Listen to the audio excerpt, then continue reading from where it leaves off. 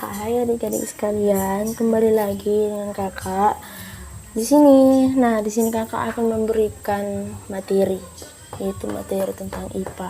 Apa itu IPA? Ilmu pengetahuan alam. Dan ini untuk anak SD. Nah, di sini sebelumnya kakak akan memperkenalkan diri terlebih dahulu, yaitu perkenalkan nama kakak Tamaria Manurung dengan NPM 210101189. Nah, kita lanjut. Nah, kakak ini menggunakan media proyeksi.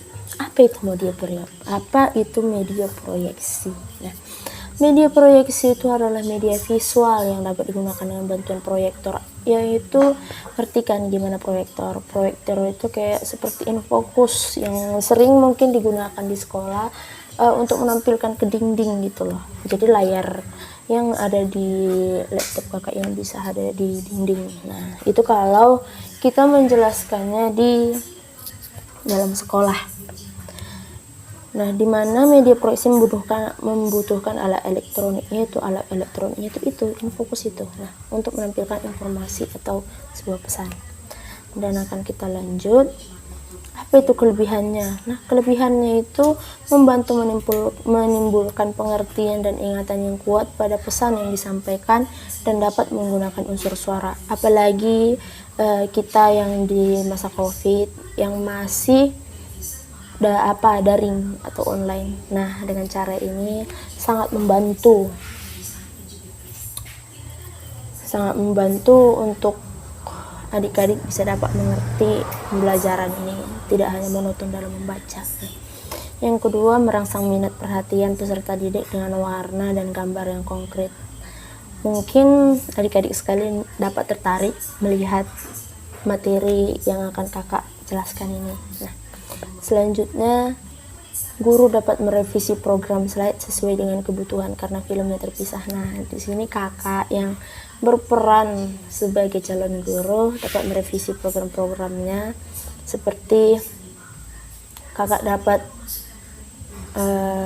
memberikan ke kalian materinya secara terpisah-pisah. Yang terakhir, penyimpanannya mudah karena ukurannya kecil. Nah, kita lanjut.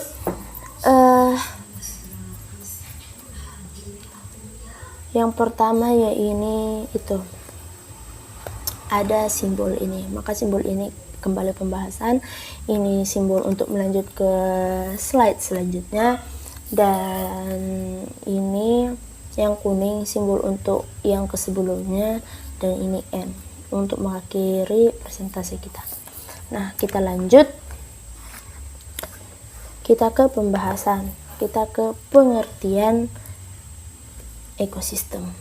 Nah, mari kita lihat pengertian ekosistem berdasarkan buku Geografi Jelajahi Bumi dan Alam Semesta karya Hartono.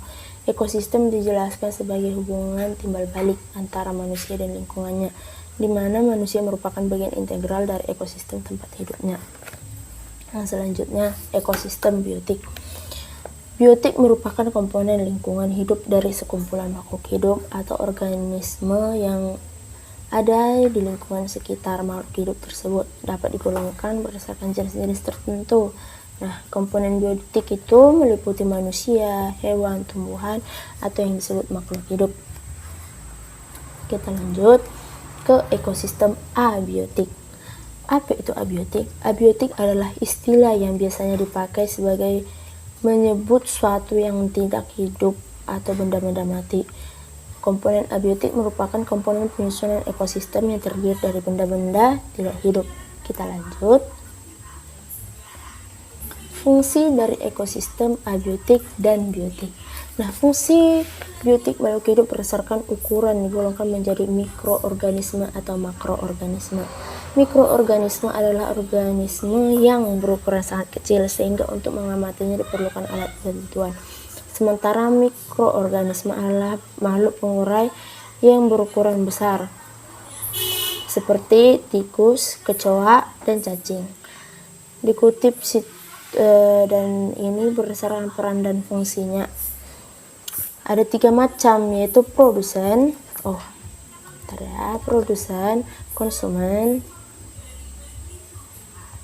atau pemakai. Nah, kita lanjut komponen biotik dan abiotik. Yang pertama, komponen biotik. Komponen abiotik adalah komponen ekosistem yang terdiri dari makhluk tak hidup atau benda mati. Benda mati itu yaitu meliputi tanah, air, dan juga udara, cahaya matahari, suhu dan temperatur. Nah, di sini kakak akan menjelaskan satu-satu. Yang pertama yaitu tanah. Sifat-sifat fisik tanah yang berperan dalam ekosistem meliputi tekstur, kematangan, dan kemampuan menahan air.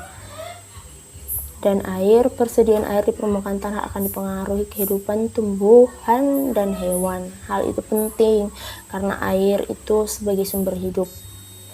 Kita lanjut. Udara. Udara merupakan lingkungan abiotik yang berupa gas yang berbentuk atmosfer yang melingkupi makhluk hidup. Selanjutnya, cahaya matahari.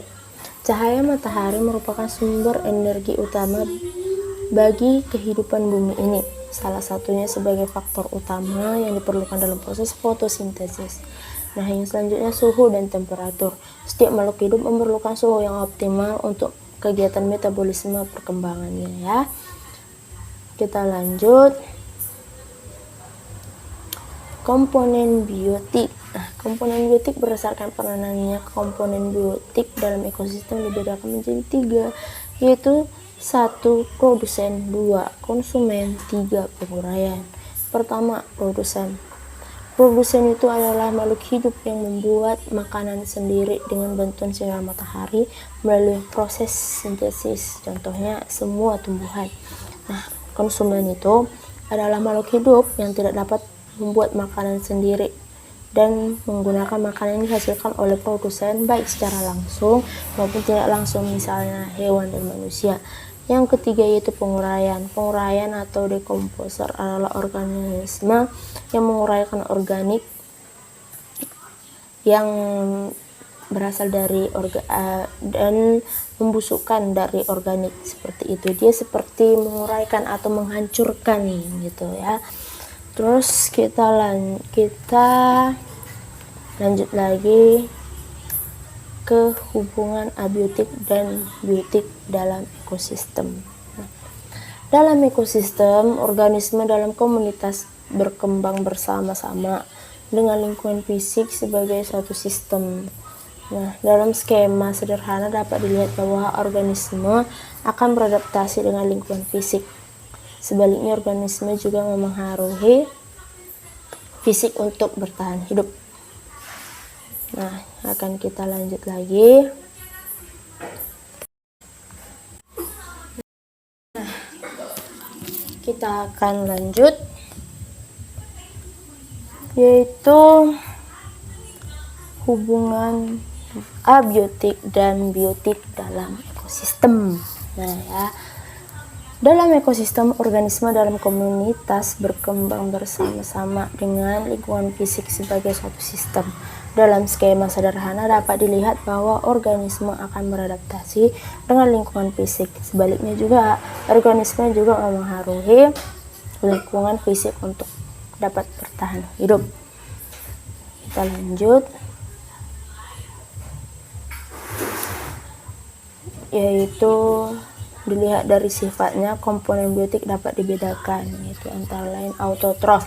Autotrof berasal dari kata auto yang berarti sendiri dan tropihogis yang artinya menyediakan makanan. Jadi komponen autotrof dapat dimaknai sebagai organisme yang dapat membuat makanannya sendiri dari bahan anorganik dengan bantuan energi sinar matahari, atau fotoautotrof dengan bahan kimia, atau kemautotrof, atau komponen berperan sebagai produsen. Contoh autotrof adalah tumbuhan berklorofil.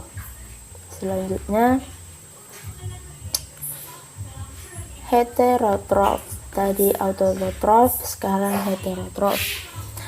Apa itu heterotrof? Yaitu komponen heterotrof merupakan organisme yang memanfaatkan bahan-bahan organik yang disediakan oleh organisme lain sebagai makanannya. Komponen ini disebut juga konsumen makro atau fagotrof karena makanan yang dimakan berukuran lebih kecil. Contoh heterotrof adalah manusia dan hewan, jamur dan mikroba. Selanjutnya selesai dan terima kasih. Semoga hari adik-adik semakin luar biasa.